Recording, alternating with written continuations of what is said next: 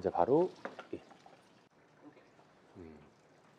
영상 전에 글이 있고 글 전에 생각이 있다. 줄여서 영글각. 그래서 우리는 생각을 하고 글을 써야 합니다. 영상을 보기만 하는 건 편도체 활성화 훈련만 하는 거라고 말씀을 드렸습니다. 이는 감정을 느낀다, 안 느낀다, 스위치 같은 중간지대가 없는 무식한 천사라고 표현한 적도 있습니다. 느낄 줄만 알지 조절할 줄은 모르는 부위가 바로 편도체예요. 그래서 우리는 감정을 조절할 수 있는, 감정을 조절하는 능력을 담당하는 부위인 전전두 피질 활성화 훈련을 해야 한다고 말씀을 드렸습니다. 감정 조절력 뿐만 아니라 모든 비인지 능력을 담당하는 부위가 바로 이 전전두 피질입니다.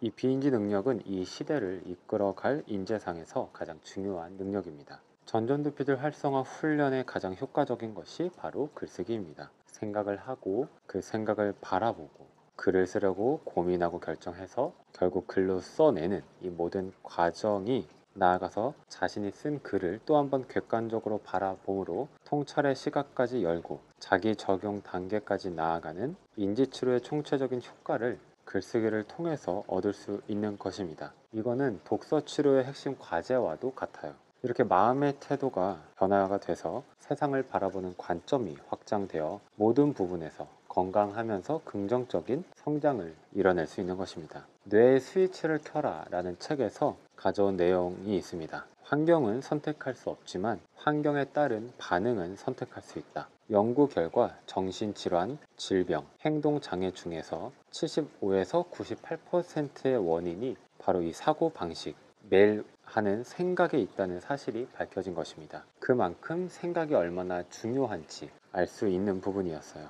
글을 쓰려면 자신의 생각을 할 수밖에 없고 글을 쓰려면 자신의 생각을 바라볼 수밖에 없습니다. 이 과정에서 자기 인식 능력이 향상이 되고 동시에 타인 인식 능력이 향상이 됩니다. 이렇게 공감력이 좋아지면서 나아가 상호 존중력까지 좋아지게 되는 것입니다. 다음으로는 글을 쓰려고 할 때 자꾸 원하지 않는 생각이 드시는 분들 또는 아무것도 하지 않고 있을 때 자꾸 부정적인 생각이 든다거나 자기가 원하지 않는 생각이 드시는 분들, 그 부분에 대해서 한번 이야기를 나눠볼게요. 글을 쓰려고 하는데 자꾸 원하지 않는 생각이 들어요.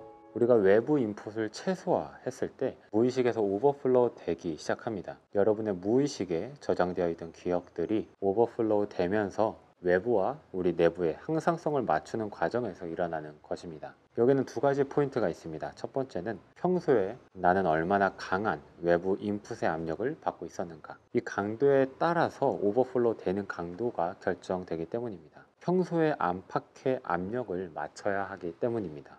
이것이 항상성입니다. 두 번째는 나의 무의식에 어떤 기억들이 저장되어 있는가. 만약에 원하지 않는 생각들이 자꾸 개입할 경우에는 해감 과정이 필요합니다. 무의식에서 썩고 있는 불필요한 기억들을 쏟아내는 것입니다. 그러니까 오버플로우가 될 때 여러분이 원하지 않는 생각들이 떠오르거나 부정적인 생각이 떠오른다는 건 여러분 무의식에 굉장히 부정적인 생각들이 많이 저장되어 있다고 생각을 하시면 됩니다. 무분별한 인풋이 원인일 가능성이 커요. 그래서 제가 인풋을 스스로 통제해야 한다고 말씀을 드렸습니다. 바로 이어서 글쓰기 나도 할 수 있을까? 글쓰기는 누구나 할 수 있습니다. 왜냐하면 정답이 없기 때문입니다. 달리 말하면 모든 글이 정답입니다.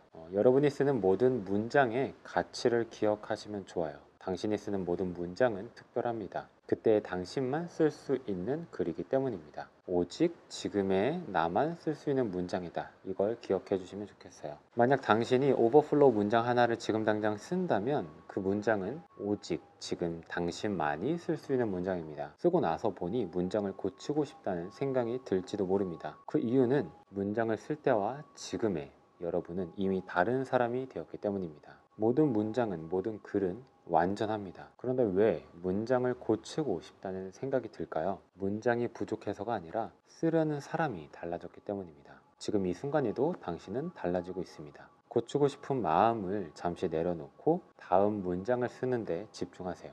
그리고 기억하세요. 고치고 싶은 마음은 내 문장이 부족해서가 아니라 이미 내가 조금 변했기 때문이라고. 내가 조금 더 나은 사람이 되었기 때문이라는 것을 기억하세요. 글은 고칠수록 좋아집니다. 그렇기 때문에 고치고 싶은 마음이 들었다는 건 확실하게 당신이 그 문장을 쓸 때보다 지금 더 나은 사람이 되었다는 것을 증명합니다. 그러나 지금 우리에게 중요한 건 고치는 게 아니라 쏟아내는 것입니다. 우리 무의식에 있는 우리가 원하지 않는 기억들을 오버플로우 되는 것들을 우리가 글로 쏟아내는 것이 중요합니다. 자기 전에 딱 15분만 한번 오버플로우 글쓰기를 해보면 어떨까요?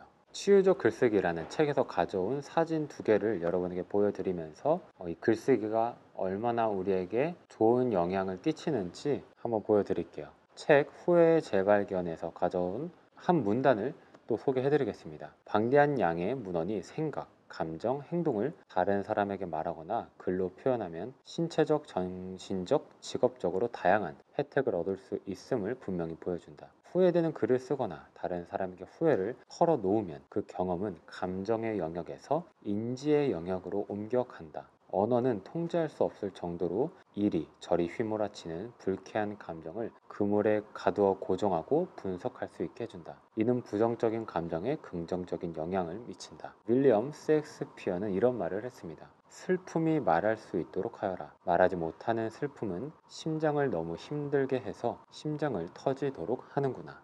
이제 영상이 이제 크게는 2가지 목차가 남았습니다. 멜팅 아이스 그리고 독소 치료 이렇게 2부분 남았는데 또 장소를 이동해서 한번 이야기를 계속 이어나가 볼게요. Mercy. 정신과 치료에서는 사실 이러한 행동을 그렇게 하라고 한 걸 들은 적이 없거든요. 솔직하게.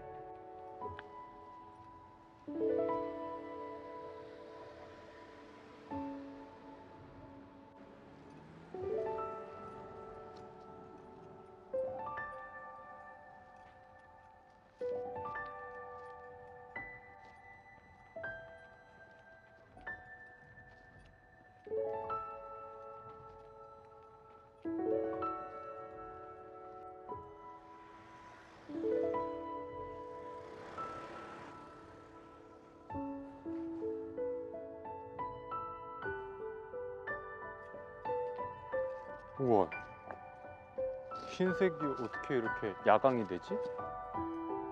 우와, 여기 무슨 빛이 있나 보다. 서 있어 봐.